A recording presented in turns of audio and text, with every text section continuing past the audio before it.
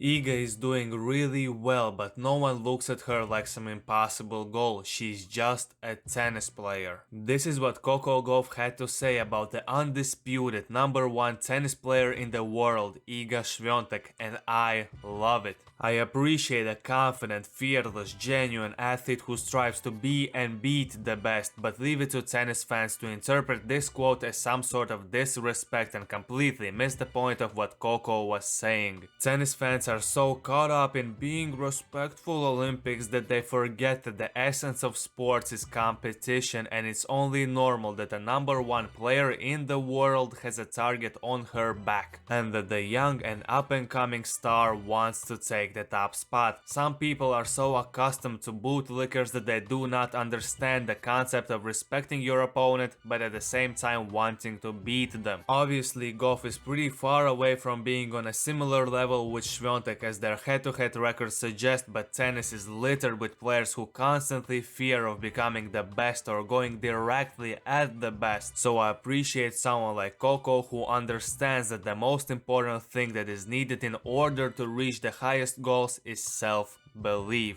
And you know, we don't have to look far away to see what brown nosing gets you. Just look at what is happening to Casper Ruud. Bro decided to go on a Rafael Nadal worshipping tour during the off-season when everyone was getting ready for the first Grand Slam of the year. And now we see how it worked out for him. This guy hasn't won 2 matches in a row since the ATP finals, and generally he has been dreadful during the most important tournaments at the start of the season. But at least he got a chance to be the water boy for Rafa, and every single Rafa fan loves him because they know that Casper will never be a threat to Nadal. But that's cool for him, I guess. I'm not saying that he's a bad guy or anything, but this decision was one of the dumbest decisions that I have seen made by tennis player. Also, I am very disappointed in Lorenzo Musetti because I thought that this could be the season when he could become a solid top 20 player in the world, but evidently it doesn't seem like that will be the case. Of course, there is a chance that I am being a bit impulsive here, but his 4 losses in a row, 1 win and 7 encounters and 2 top 100 wins since the Paris Masters do seem a bit concerning. Fortunately or unfortunately, he is not the only Italian player who is underperforming. Matteo Berrettini has been pretty bad and he hasn't been able to keep his body healthy, and therefore the results are not there. I guess he should take the upcoming Phoenix Challenger very seriously, and by the way, the tournament has an absolutely stacked draw, just look at it. Berrettini, Monfils, Lehechka, Schwartzman will all compete there, and in my opinion it's legit better than all of the Golden Swing tournaments, so I will definitely pay attention to the Challenger Tour next week, and I suggest you do too. Subscribe to the channel for more genuine tennis content, and if you ever see a tennis player be confident and that makes you mad, then I suggest you take a deep breath and take it easy, my friend.